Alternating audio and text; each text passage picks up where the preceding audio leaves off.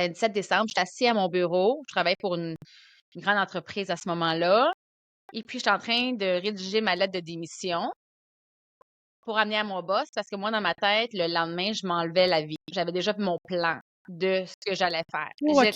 Je ne comprenais plus mon existence. J'avais aucune idée pourquoi j'existais. Z- Aucun sens à ma vie. Rien. Donc, Ouf! J'ai des ouais, frissons. moi aussi, j'ai des frissons parce que je me souviens très, l'intelligence émotionnelle, ça inclut, disons, la perception de soi, qui inclut l'amour propre, qui vient à la base de l'estime de soi. Ça inclut la conscience de soi. Ensuite, c'est l'expression de soi. Comment est-ce que tu t'exprimes? Comment est-ce que tu exprimes tes émotions?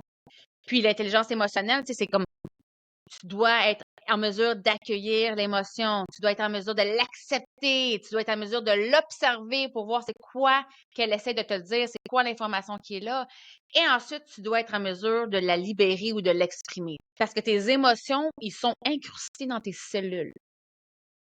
Puis souvent, les gens disent, bon, il y a des différents moyens de venir se libérer, mais ce que souvent les gens oublient, c'est que the body keeps the score. Tu peux essayer de venir régler des affaires ici dans la Mhm. tête, mais à un moment donné, ce que tu oublies, c'est que tes cellules de ton corps n'ont pas libéré l'émotion.